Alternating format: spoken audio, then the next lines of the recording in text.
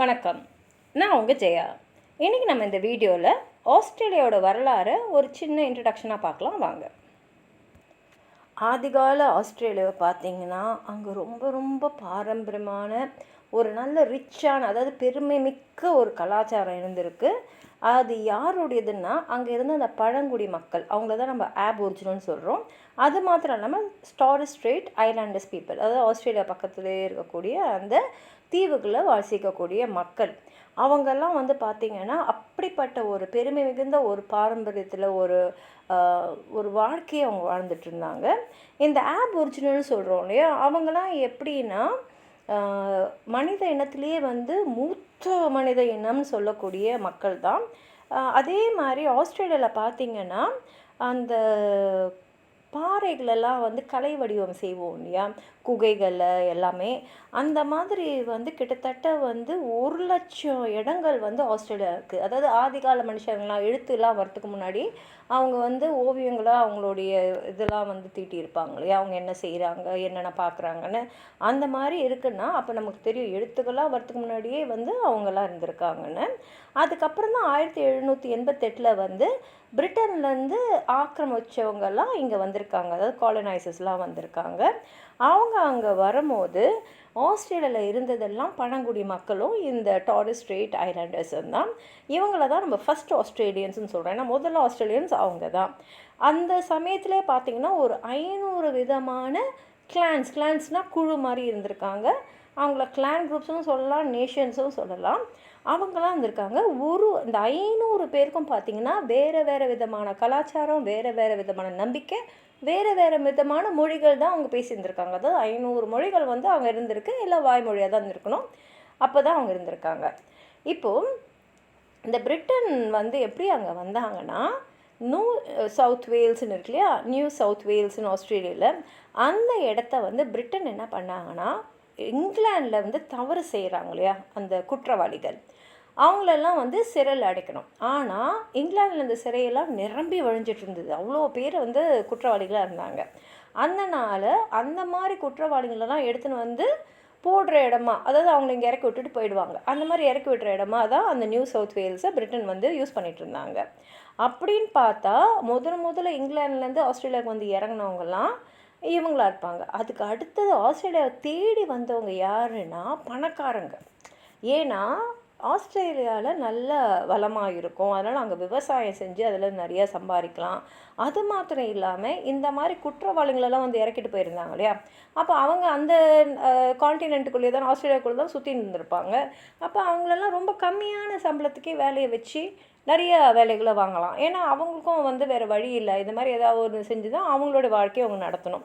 அதனால் அவங்க வந்தாங்க. அதே சமயத்தில் பார்த்திங்கன்னா 19ஆம் நூற்றாண்டோட நடுவில் இங்கே தங்கம் இருக்குதுன்னு சொல்லிட்டு ஆஃப்ரிக்காவுக்கு போகிறது, ஆஸ்திரேலியாவுக்கு போகிறதுலாம் நிறைய பேர் வந்துட்டு இருந்தாங்க. அந்த மாதிரி பார்த்தா அதுக்காகவும் நிறைய பேர் இங்கிலாந்துலேருந்து இங்கே இறங்கினாங்க.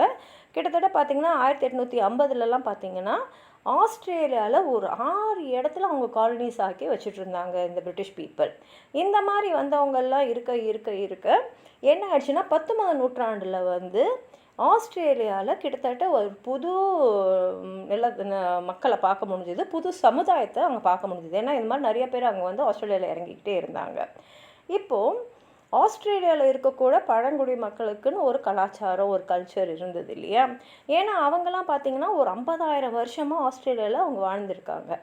இப்போ இங்கே வந்தாங்க இல்லையா, இப்போ வந்தவங்களுக்கு வேறு மாதிரியான ஒரு கலாச்சாரம், ஒரு இதெல்லாம் இருந்ததுனால அதுவும் சேர்ந்து ஒரு புது விதமான ஒரு ஆஸ்திரேலியன் ஐடென்டிட்டியும் ஸ்பிரிட்டும் வந்தது. அதாவது இங்கிலாந்துலேருந்து இறங்குவங்களோடையதும் அங்கே இருந்த மக்கள் தான். இப்போ இப்படி பார்க்கும்போது கேப்டன் ஜேம்ஸ் குக்குன்றவர், இவர் ஏரோ கவுண்டின்ற கண்ட்ரின்றது பாட்டனி பே, இது 1770 அவர் ஆக்கிரமித்தார். என்ன சொன்னாருன்னா, பிரிட்டிஷ் இங்கே இந்த இடத்தெல்லாம் அவங்க எடுத்துக்கலாம், அதாவது ஈஸ்ட் கோஸ்ட் ஆஃப் ஆஸ்திரேலியாலாம் எடுத்துக்கலாம். அது எது மூலமாக எடுத்துக்கலாம், டெரா நல்லஸ்னால் என்னென்னா, யூரோப்பியன் லா படி அந்த இடத்துல மனுஷங்களே யாருமே இல்லை அந்த இடத்துலன்னா, அப்போ இந்த பிரிட்டிஷ் ஆளுங்க யார்கிட்டேயும் போய் அனுமதி வாங்க தேவையில்லை, பெர்மிஷன் வாங்க தேவையில்லை, அவங்க பாட்டுக்கு அதை எடுத்துக்கலாம். அப்படின்னு சொல்லிட்டு. ஏன்னா வந்து சாதாரணமாக ஒரு இடத்துக்கு போகிறாங்கன்னா அந்த இடத்துல அவங்க தங்கணுன்னா அங்கே இருக்கிறவங்களோட ஒரு உடன்படிக்கை போட்டுப்பாங்க, அதுக்கு பேர் ட்ரீட்டி. ஆனால் அங்கே யாருமே இல்லைன்னா யாருக்கு நீங்கள் உடன்படிக்கை போட முடியும்? அதனால் இவங்க அங்கே வந்துட்டாங்க. இப்போ குக்கு அதுக்கப்புறம் வந்து மற்ற பிரிட்டிஷ் பீப்புளெலாம் அவங்க மெதுவாக வர வர வரதான் அங்கே வந்து ஏற்கனவே ஃபர்ஸ்ட் செட்டிலர்ஸ் இருந்திருக்காங்கன்னு தெரியுது. ஏன்னா ஏற்கனவே ஆஸ்திரேலியன்ஸ் அங்கே இருந்திருக்காங்க. ஆனால் இவங்க அதை வந்து வெளிப்படுத்தலையா இல்லை அவங்களுக்கே தெரியலையான்னு நமக்கு தெரியல. அந்த இடம் தான் வந்து சிட்னி ஏரியா. இப்போது வந்து முதல் கப்பல் வந்து ஜான்வரி மாதம் 1788 வந்து அவங்க வந்து இங்கே இறங்கும் போது அவங்க என்ன சொல்லப்பட்டு என்ன அவங்களுக்கு கட்டளையிடப்பட்டிருந்ததுன்னா, அங்கே மக்கள் இருந்தாங்கன்னா, பழங்குடி மக்கள் இருந்தாங்கன்னா அவங்களுக்கு நீங்கள் எந்த இடையூறும் செய்யக்கூடாதுன்னு. ஆனால் இவங்க இங்கே வந்து அங்கே இருக்கக்கூடிய புஷ்ஷு, அங்கே இருக்கக்கூடிய மீன், அங்கே இருக்கிற மிருகங்கள்லாம் வேட்டையாடுறது, இதெல்லாம் செய்யும் போது இதெல்லாம் அங்கே இருக்கிற மக்களுடைய உணவு. அது மாத்திரம் இல்லாமல் அது அவங்களுடைய இடம். அதனால் அவங்களுக்கும் ஒரு தகராறு, ஒரு சண்டை மாதிரி ஆரம்பிச்சிடுச்சு. அது மாத்திரம் இல்லாமல் இந்த மாதிரி கப்பலில் வந்தாங்களே அவங்க என்ன பண்ணிட்டாங்கன்னா, இங்கே எடுத்துன்னு வந்து கடகடன்னு பரவி உயிரையே கொள்ளக்கூடிய வியாதிகளாக அப்போ இருந்த chicken box, small box, typhoid, measles, influenza இதெல்லாம் கொண்டு வந்துட்டாங்க. இப்போது இந்த ஆபொரிஜினல் பீப்புளுக்கு இதெல்லாம் இது வரைக்கும் அவங்க வந்து அந்த நோய்கள்லாம் அவங்கள தாக்குனது இல்லை. அதனால் இந்த நோயெல்லாம் வந்த உடனே அது வந்து வேகமாக அவங்கக்கிட்ட வந்து பரவி கிட்டத்தட்ட பார்த்திங்கன்னா 50-70% பழங்குடி மக்கள், இது யாரெல்லாம் வந்து சவுத் ஈஸ்டர்ன் ஆஸ்திரேலியா இருந்தாங்களோ அவங்களாம் இறந்துட்டாங்க. அதுவும் வந்து இவங்க வேகமாக இறந்ததுனால கிட்டத்தட்ட பார்த்திங்கன்னா ஒரு குறைவான காலகட்டத்திலேயே வந்து அந்த பழங்குடியின மக்களில் எத்தனை பேர் இறந்துருக்காங்க. அதில் நிறைய பேர் முதியவர்கள். அந்த முதியவர்கள்லாம் வந்து கடகடன்னு இறந்து போனதுனால என்ன ஆயிடுச்சுன்னா, அதாவது இத்தனை 50,000 வருஷமாக அவங்க பாரம்பரியமாக கற்றுக்கிட்டு இருந்த அந்த அறிவு, அதை வந்து ஒரு சந்ததியும் அடுத்த சந்ததிக்கு வந்து அவங்க சொல்லி கொடுத்துட்டு போவாங்க. அதுலேருந்து இன்னும் ஒரு விரிவாக்கம் பண்ணுவாங்க. ஆனால் இப்போது அவங்களுக்கு அந்த அந்த வாழ்ந்தாங்கள அந்த குழுவோட அறிவை வந்து அவங்க தரத்துக்கு முன்னாடி இறந்ததுனால நிறைய அவங்க தெரிஞ்சு வச்சிருந்த விஷயம்லாம் வந்து அடுத்த சந்ததிக்கு தெரியாமலே போயிடுச்சு. அதாவது 1000 வருஷம், எத்தனையோ 1000 வருஷங்களாக அவங்க வந்து அனுபவத்து மூலமாக தெரிஞ்சுக்கிட்டது, அவங்களோட மூதாதையர்கள் அவங்க சொன்னது எல்லாமே போயிடுச்சு. அதாவது அங்கே ஒரு இடத்துல என்னென்ன மரங்கள் செடிங்கள்லாம் இருக்கும், எந்தெந்த மிருகங்கள்லாம் இருக்கும், ஆஸ்திரேலியாவுடைய கிளைமேட் எப்படி இருக்கும், ஒரு இடமும் லேண்ட் ஃபார்ம்ஸ் எப்படி இருக்கும், எல்லா விதமான அறிவும் இந்த இறந்து போன அந்த பெரியவங்களோடையே வந்து போயிடுச்சு. அந்த நோயிலேருந்து தன்னை காப்பாற்றிக்கிட்ட கொஞ்சம் பேர் தான் அங்கே வந்து இருந்தாங்க. அவங்களுக்கு இதெல்லாம் வந்து தெரியறதுக்கு முன்னாடி அவங்களோட மூதாதையெல்லாம் இறந்து போயிட்டாங்க. இப்போ என்ன ஆயிடுச்சுன்னா, இங்கே காலனைசர்ஸ்லாம் வந்தாங்களே அவங்களுக்கு இந்த ஏஓரா லேண்டை வந்து கிளியர் பண்ணுறதுக்கு, அது இப்போ நம்ம சிட்னின்றோம், அதை வந்து இப்போ ரொம்ப கம்மியான ஆளுங்க தானே இருக்காங்களா, அதனால் இருக்கிறவங்களையும் நம்ம வந்து அவங்க வந்து களைச்சி விடுறதுக்கு ஈஸியாக வந்து அவங்களுக்கு லேண்ட் ஆகிடுச்சு. அது மாத்திரம் இல்லாமல் இப்போ வந்து இறங்கினவங்க வந்து இந்த இடம் மாத்திரம் உங்களுக்கு பத்தாது, இதை தாண்டியும் நம்ம ஈஸ்ட்டுக்காக போகணும், ப்ளூ மவுண்டன்ஸை தாண்டி போகணும், டரூ கவுண்ட்ரியை தாண்டி போகணும். ஆனால் அந்த மலையை தாண்டி போகிறது அவங்களுக்கு ரொம்ப கஷ்டமாக இருந்தது. ஏன்னா அவங்க வந்து இங்கே விவசாயம் செய்யறதுக்கான டூல்ஸை மட்டும்தான் எடுத்துன்னு வந்திருந்தாங்க. இப்போ என்ன ஆயிடுச்சுன்னா, இவங்களால வந்து அவங்க பழங்குடியினர் வாழ்ந்த இடங்கள், பழங்குடியினங்களுடைய சாப்பாடு, பழங்குடியினோட மரம், செடி, கொடி, மீன், மிருகம் எல்லாமே இவங்க அனுபவிச்சுட்டு இருந்ததுனால இவங்களுக்கும் ஒரு தகராறு நடந்துகிட்டே இருந்தது. இந்த மாதிரி நோயெல்லாம் வராமல் அதை தாண்டி வாழ்ந்தவங்களுக்குலாம் இப்போ என்னன்னா உணவே பத்தலை. அப்போது அவங்க என்ன பண்ண முடியும்? அது மாத்திரம் இல்லாமல் எப்படியெல்லாம் வாழணும், எப்படியெல்லாம் வந்து காலத்துக்கு ஏற்ற மாதிரி வாழணும், கிளைமேட்டுக்கு ஏற்ற மாதிரி வாழணும் என்ற அந்த அறிவை சொல்லி கொடுக்குறவங்களும் போயிட்டாங்க. இப்போ அந்த நாட்டில் இருந்த நேட்டிவ் கிராப்ஸுன்றோம் இல்லையா, அதெல்லாம் கூட இப்போ இவங்க வந்து இறங்குறாங்களே, இவங்க நிறைய பேர் வந்ததுனால அந்த உணவெல்லாம் அவங்க எடுத்துக்கிட்டாங்க. அதே மாதிரி நிறைய ஸ்பீஷீஸும் வந்து இப்போ எல்லாம் ஈகோசிஸ்டம், அவங்க வந்து உணவெல்லாம் அவங்க எடுத்துகிட்டு அவங்க இங்கிலாண்டில் என்னெல்லாம் வளர்த்துட்டு இருந்தாங்களோ அதெல்லாம் இங்கே வளர்த்ததுனால அங்கே ஆஸ்திரேலியாவில் அது வரைக்கும் இருந்த மிருகங்கள்லாம் கூட அவங்களோட ஈகோசிஸ்டம் வந்து டிஸ்டர்ப் ஆகிடுச்சுல்ல, அவங்கெல்லாம் போயிட்டாங்க. மீன்கள்லாம் நிறையா வந்து அந்த நிறைய பிரிட்டிஷ்காரங்க வந்து அங்கே இருக்கிற மீனெல்லாம் அப்படி பிடிச்சி அவங்க வந்து உணவு ஆக்குறதுனால மீனெல்லாம் கம்மி ஆகிடுச்சு. அப்புறம் மிருகங்கள்லாம் கூட வந்து அங்கே இருக்கக்கூடிய இடம்லாம் அவங்களுக்கு பத்தாதனால, அது மாத்திரம்லாம் நிறைய மிருகங்கள் வேட்டையாடப்பட்டதுனால அவங்களும் வந்து போயிட்டாங்க. அங்கே இருந்த ஃபார்ம் லேண்ட்ஸ்லாம் வந்து அங்கே இருக்கக்கூடிய உணவு, அந்த தண்ணி இது எல்லாமே வந்து ரொம்ப குறைஞ்சி இல்லைன்னா அழிஞ்சே போயிடுச்சு. அதே சமயத்தில் இவங்கெல்லாம் என்ன பண்ணாங்கன்னா, இங்கிலாந்தில் அவங்க என்னெல்லாம் வளர்த்தாங்களோ, இப்போ லைஃப் ஸ்டாக்னால் ஆடு, மாடு, கோழி, பன்னி இதெல்லாம் சொல்லலாம். அதையெல்லாம் கொண்டு வந்து இங்கே அவங்க வந்து அதெல்லாம் வளர்க்க ஆரம்பிச்சதுனால இங்கே ஏற்கனவே இந்த ஈகோசிஸ்டம், என்விரான்மெண்ட்டு, அதாவது சாயிலு எல்லாமே வந்து இந்த குடியினர் வச்சு இந்த க்ராப்லேண்ட்ஸு அப்படியே ஃபுல்லாகவே மாற்றிடுச்சு. அப்போது அந்த பீப்புளெலாம் வந்து பட்னியால் இருக்க வேண்டியிருந்தது. அந்த பட்னி காரணமாக அந்த யூரோப்பியன்ஸ் அவங்களுக்கு வந்து என்ன உணவு தராங்களோ அதை வச்சுட்டு தான் வாழணுன்ற மாதிரி அவங்கக்கிட்ட போய் இவங்க வந்து நிற்க வேண்டியதாகிடுச்சு. அதாவது என்ன ஆயிடுச்சுன்னா, நிறைய ஹிஸ்ட்ரி படித்து பார்த்தோன்னா, இந்த யூரோப்பியன்ஸ் எங்கெல்லாம் இருந்தாங்களோ அவங்க இருந்த இடத்தோடைய அந்த ஓரத்தில் தான் இந்த பழங்குடியின மக்களும் இருந்துட்டு இருந்தாங்க. அதே சமயத்தில் இவங்கெல்லாம் வாழணுன்னா இவங்க சொல்கிற வேலைங்களெல்லாம் செஞ்சிட்டு இருக்கணும். அதே மாதிரி இவங்க சொல்கிற வாழ்க்கையை தான் அவங்க வாழணும்னு இருக்கும்போது அந்த பழங்குடியினர் மக்களுக்கு தெரிஞ்ச இந்த ட்ரெடிஷ்னல் லேண்ட்ஸு, அவங்களோட மொழி எல்லாமே வந்து மறந்துச்சு. ஏன்னா இவங்க வந்து இந்த யூரோப்பியன்ஸோடு பேசணுன்னா யூரோப்பியன்ஸ் எங்கள் பாஷையை பேசுங்க அப்படின்னு சொன்னாங்க. இவங்களுக்கும் ஒரு 500 பாஷை இருந்ததுனால யூரோப்பியன்ஸ் வந்து அந்தந்த இடத்துக்கு ஏற்ற பாஷை கற்றுக்க முடியாது. அதனால இவங்கள வந்து அவங்க பாஷையை கற்றுக்க வச்சுட்டாங்க. இப்போ இவங்களுக்குள்ள போர் நடந்துக்கிட்டே இருந்தது இல்லையா?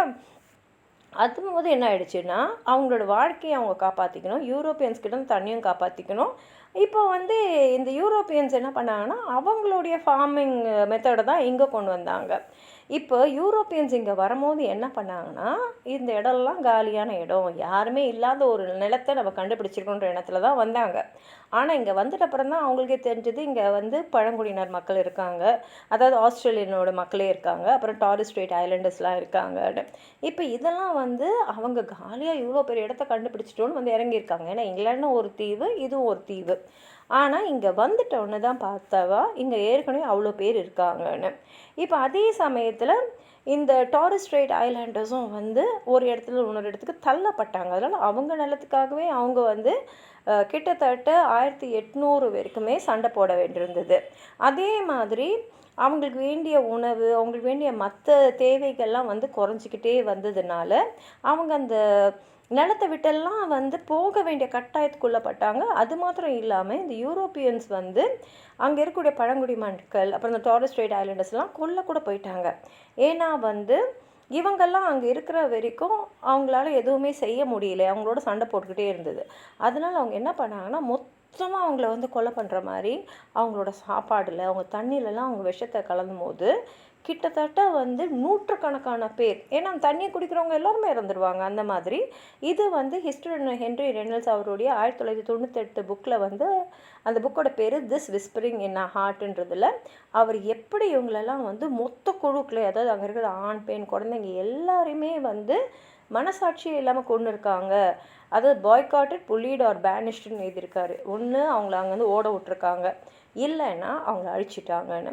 எவ்வளோ பேர் இறந்தாங்கன்னே தெரியல. ஆனால் சில பேர் சொல்கிறாங்க நூற்றுக்கணக்கான, 1000, எத்தனையோ 100,000 பேர் அந்த பழங்குடியினர் டாரஸ் ஸ்ட்ரெய்ட் ஐலண்ட்ஸ் வந்து அப்படியே மொத்தமாக அந்த யூரோப்பியன் காலனைஸால் 1788 1928 வரைக்கும் கொல்லப்பட்டிருக்காங்க அப்படின்னு தெரியுது. இது பார்த்திங்கன்னா எல்லாமே வந்து இந்த யூரோப்பியன்ஸ் வந்து இங்கே தங்கணும் அப்படின்றதுனால தான். இதனால் பார்த்திங்கன்னா இது ஒரு பப்ளிக் டிஸ்கஷனாகவே ஆச்சு. இந்த மாதிரிலாம் பண்ணலாமா, ஒரு காலனைஸ் பண்ணும் போது அந்த வயலன்ஸ், அந்த கில்லிங்ஸ்லாம் நியாயமானதா அப்படின்னு கூட வந்திருக்கு. இதுக்கு கவர்மெண்ட் ஆஃப் லண்டனே வந்து அவங்களுக்கு வந்து ரிப்போர்ட்டை வச்சு அவங்க பார்த்து இது ரொம்ப தப்புன்னு சொல்லிட்டு 1838 வந்து அங்கே மையல் க்ரீக் மேசக்கர்னு வந்திருக்கு. இந்த மாதிரி நிறைய பேரை கொன்னது, அது வந்து நியூ சவுத் வேல்ஸில். இது வந்து ரொம்ப தப்புன்னு சொல்லிட்டு அவங்களே வந்து ஒரு டசன் கணக்கான பீப்புளை, வைரே பீப்புள் அவங்களெல்லாம் வந்து ஒருத்தங்களாக கொன்று இருக்காங்கன்றது அந்த லோக்கல் அத்தாரிட்டிஸ்கிட்ட ரிப்போர்ட் போன உடனே Supreme Court of New South வேல்ஸில் வந்து அவங்கள வந்து விசாரிச்சுட்டு 1938 7 யூரோப்பியன்ஸை வந்து தூக்கில் போட்டிருக்காங்க. ஏன்னா நீங்கள் பண்ண தப்புன்னு.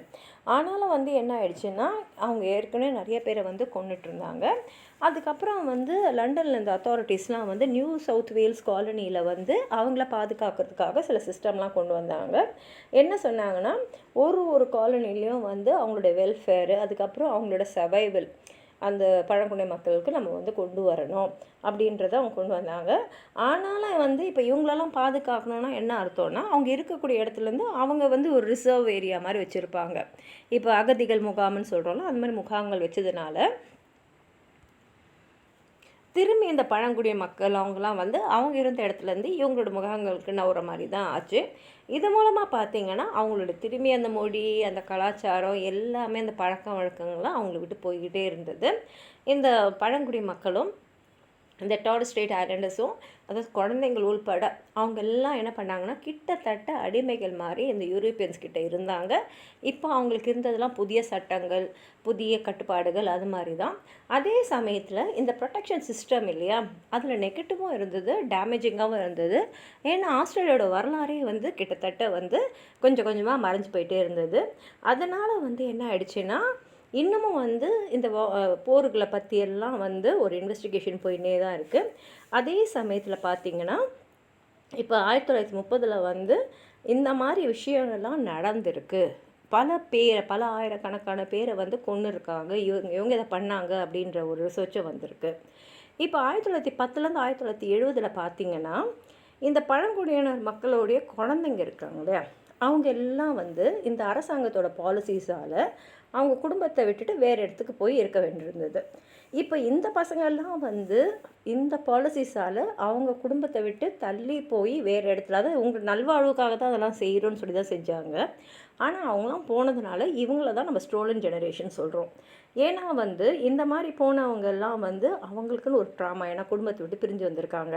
அவங்க குடும்பம் இல்லாமல் தனிப்பட்ட மனிதரில் வேறு ஒரு கம்யூனிட்டியில் அவங்க இருக்கும்போது, வேறு பழக்க வழக்கங்கள், வேறு மொழி, வேறு விதமான வாழ்க்கைன்னு இருக்கும்போது அவங்க என்ன பண்ணிடுறாங்கன்னா, கிட்டத்தட்ட ஒரு அசிமுலேஷன், பாலிசி ஆஃப் அசிமுலேஷனே சொல்கிறாங்க. ஏன்னா வந்து இப்போ என்ன நினைக்கிறாங்க, இங்கிலாண்டில் இருக்கிற ஒயிட்ஸ் எல்லாம் சுப்பீரியர், அப்புறம் மற்ற இப்போ இந்தியாவில் ஆஃப்ரிக்காலாம் போகும்போது பிளாக்ஸ்லாம் வந்து இன்ஃபீரியர் அப்படின்றது இருக்கு இல்லையா. அதே மாதிரி தான் இங்கேயும் வந்து நேச்சுரல் எலிமினேஷன் மூலமாக எப்படியெல்லாம் வந்து இவங்களை, அதாவது இவங்களுக்கு என்னென்னா ஆஸ்திரேலியா வேணும், ஆனால் அங்கே இருக்கிற பழங்குடியின மக்களை வந்து அவங்க வந்து புறக்கணிக்கணும். அப்போ என்ன பண்ணணும், அவங்களுக்கு வந்து ஒன்று பழங்குடி மக்களெல்லாம் இறந்து போயிடணும், இல்லைன்னா நேச்சுரல் எலிமினேஷன், இயற்கையிலேயே அவங்க வந்து எப்படி அந்த இடத்த விட்டு எடுக்கணும் அப்படின்ற ஒரு ப்ராசஸ்லாம் போனாங்க. அப்படி பார்த்தா இந்த குழந்தைங்களெல்லாம் அவங்க எடுத்துடுறாங்க இல்லையா, அவங்களுக்கு வந்து வேறு விதமான ஒரு கலாச்சாரத்தை அவங்க மேலே வந்து திணிக்க வேண்டியது. அவங்க பேரெல்லாம் கூட மாற்றிட்டாங்க, அவங்களோட மொழி அவங்க பேசக்கூடாதுன்னு சொல்லிட்டாங்க. அவங்களுக்கு தெரிஞ்ச ஒரே மொழி இந்த வெள்ளைக்காரர்களோட மொழியாக இருந்தது. அப்புறம் நிறைய ஒயிட் ஃபேமிலிஸ் வந்து இந்த குழந்தைங்கள வந்து தத்து எடுத்துக்கிட்டு அவங்கள வேறு இன்ஸ்டிடியூஷன்ஸ்க்கு எடுத்துன்னு போயிட்டாங்க. அதனால பார்த்திங்கன்னா இவங்கெல்லாம் வந்து அந்த ஸ்டோலன் ஜெனரேஷனில் போயிடுறாங்க. இப்போ கெவின் ரட் வந்து ஒரு நேஷ்னல் அப்பாலஜி ஸ்பீச்சே கொடுத்துருக்காரு. இது வந்து வரலாறு ரொம்ப முக்கியத்துவம் வாய்ந்தது. இவர் வந்து பவருக்கு 2007 வரும்போது இவர் என்ன சொல்லியிருந்தாருன்னா, இந்த ஸ்டோலன் ஜெனரேஷனுக்காக, அதாவது இந்த குழந்தைங்க வந்து குடும்பத்துலேருந்து பிரிக்கப்பட்டு எல்லாத்தையும் மறக்கப்பட்டு அவர்கள் வந்து வேறு விதமாக வளர்க்கப்பட்டாங்க இல்லையா, அதுக்காக நான் மன்னிப்பு கேட்பேன் அப்படின்னு சொன்னது 13ஆம் தேதி February 2008 அவர் வந்து நிறைவேற்றினார். இங்கே வந்து நம்ம ட்ரீம் டைமை பற்றி தெரிஞ்சுக்கணும். இது வந்து பழங்குடியினர் மக்களுடைய ஒரு நம்பிக்கை, அவங்களுடைய அந்த ஸ்பிரிச்சுவல் பிலீஃப்ஸ் அண்ட் எக்ஸிஸ்டன்ஸ் சொல்கிறோம் இல்லையா. ஏன்னா அவங்க என்ன பண்ணுறாங்கன்னா, ஆரம்ப காலத்தில் ஒரு கனவு காலம் இருந்தது, ட்ரீம் டைமு. ஏன்னா அவங்க என்ன சொல்கிறாங்கன்னா, அந்த நிலம், அந்த மக்கள் எல்லாம் உருவாக்குனது ஒரு ஸ்பிரிட். அந்த ஸ்பிரிட் தான் வந்து அங்கே இருக்கக்கூடிய ஆறு, நதி, தண்ணி, நிலம், மலை, பாறை, பிளான்ஸு, அனிமல்ஸ் எல்லாத்தையும் உருவாக்குனது. அது மாத்திரம் இல்லாமல் அந்த இடத்துல வந்து வேட்டைக்கு தேவையான கருவிகளெல்லாம் கொடுத்தது அந்த ஸ்பிரிட்ஸ் தான். அந்த ட்ரைப்ஸை ஃபார்ம் பண்ணது, அவங்களோட கனவுகளை விதைச்சது, எப்படி வாழணும்னு சொன்னதும் அந்த ஸ்பிரிட்ஸ் தான். இதை தான் வந்து அந்த ஆபோரிஜினல்ஸ் வந்து நம்பினாங்க. ஏன்னா அவங்க என்ன நினச்சாங்கன்னா, இந்த உலகமே வந்து அந்த ஸ்பிரிட்ஸ் தான் உருவாக்கியிருக்காங்க. அதுலேருந்து தான் காலம் தொடங்குச்சு. ஆரம்ப கால கட்டத்துலேருந்தே அவங்களோட மூதாதையர்கள் தான் இந்த ஸ்பிரிட்ஸால் உருவாக்கப்பட்டு அவங்க தான் இந்த உலகத்தில் எல்லாருமே செஞ்சுருக்காங்க. இந்த மூதாதையர்கள் இருக்கக்கூடிய இடங்கள்லாம் வந்து புனிதமான இடங்களாக ஒரு சில இடங்களை வச்சுட்டு இங்கே தான் அவங்களாம் இருந்தாங்கன்னு சொல்லிட்டு அங்கே போய் அவங்க ரிச்சுவல்ஸு, செரிமனிஸ் எல்லாம் பண்ணி, கஸ்டமரி சாங்ஸ்லாம் பாடி அந்த ஆன்செஸ்ட்ரல் ஸ்பிரிட்ஸை வந்து ரொம்ப சந்தோஷமாக வச்சுருப்பாங்க. அவங்க வந்து அவங்களோட தொடர்ந்து வாழணும், அவங்க வந்து அவங்கக்கிட்ட போய் வேண்டுதல் பண்ணிக்கிட்டே இருக்கிறதுனால அவங்களுடைய ஆத்மா வந்து அவங்களோட இருக்கிற மாதிரியே அவங்களோட இருக்கிற மாதிரியே இருப்பாங்க. இப்போ ஒரு ட்ரைபுக்கு ஒரு ஃபிலாசபி இருந்து ஒரு நம்பிக்கை இருந்தது. அதாவது அவங்களோட மூதாதையர் எப்படி இந்த உலகத்தை பண்ணாங்கன்றது. சில கிளான்ஸ்லாம் என்ன சொல்லுவாங்கன்னா, அவங்களுடைய மூதாதையர்கள்லாம் வந்து ஆனிமல் ஸ்பிரிட்ஸாக இருந்தாங்க அப்படின்றது தான். இவங்களுடைய கலாச்சாரத்தை எல்லாத்தையுமே கொடுத்தது அதுதான். இது கிட்டத்தட்ட 65,000 வருஷத்துக்கு முன்னாடி ஏற்பட்ட சில விஷயங்கள் அப்படின்றதா இருக்குது.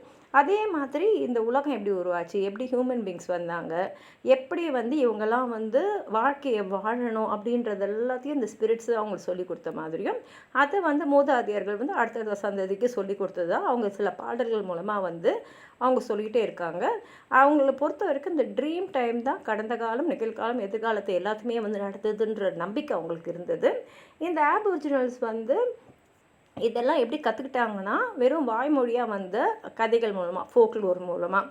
அதுக்கப்புறம் வந்து பார்த்திங்கன்னா நிறைய மித்ஸ் இருக்குது இந்த அவங்களோட சொசைட்டியை பற்றி, அவங்க எப்படி இருக்கணும், எப்படி வாழணுன்றதை பற்றி எல்லாமே வந்து இவங்க வந்து ஒத்துக்கிட்டாங்க. ஏன்னா வந்து இந்த இப்போ இருக்கிற நாடு வந்து ஒரு காலத்தில் அப்படி இல்லை, அது வேறு மாதிரி இருந்தது. அது எப்படி இருந்ததுன்னா ரொம்ப சுதந்திரமாக நிறைய இடம் அவங்களுக்கு இருந்தது. அதே சமயத்தில் அவங்க வந்து மூதாதையர் எது சொன்னாலும் அப்படியே நம்பினாங்க. ஏன்னா அவங்க சொன்னதான் உண்மை, நம்ம அப்படியே தான் இருந்திருக்கோம் அப்படின்ற மாதிரி தான் இவங்களுடைய எண்ணம். அந்த சமயத்தில் தான் பார்த்திங்கன்னா எல்லாருமே உருவாயிருக்கு. அதாவது மனுஷங்க, மிருகங்கள், வானம் எல்லாமே. அண்ட் இதெல்லாம் வந்து ஃபார்ம் பண்ணது ஒரு மிஸ்டீரியஸான சூப்பர் நேச்சுரல் ஸ்பிரிட்ஸ் தான் அப்படின்றது நம்பிக்கை. இந்த ட்ரீம் டைமில் தான் வந்து கிரியேட்டர்ஸ் வந்து ஆண், பெண், மிருகங்களெல்லாம் வந்து பண்ணிவிட்டு இந்த நாட்டில் நீங்கள் இப்படி தான் வாழணும், இதுதான் இதோட சட்டம், நீங்கள் இப்படி தான் நடந்துக்கணும், இதுதான் உங்கள் கஷ்டம், இதுதான் உங்களுடைய உணவு, இதை இப்படி தான் நீங்கள் பகிர்ந்துக்கணும், இதுதான் உங்களுடைய ரிச்சுவல்ஸ், நீங்கள் இப்படி தான் செய்யணும், பிறந்தால் இப்படி செய்யணும், இறந்தால் இப்படி செய்யணும் அப்படின்னு எல்லாத்தையுமே வந்து இந்த ஸ்பிரிட்ஸ் வந்து அவங்க பிறப்புலேருந்து இறப்பு வரைக்கும் அவங்க எப்படி இருக்கணும், எப்படி திருமணம் பண்ணிக்கணும் எல்லாமே வந்து அவங்க சொல்லி கொடுத்ததா இவங்க நம்பின்னு இருக்காங்க. அந்த வாழ்க்கையை தான் அவங்க வாழ்த்துட்டு இருக்காங்க.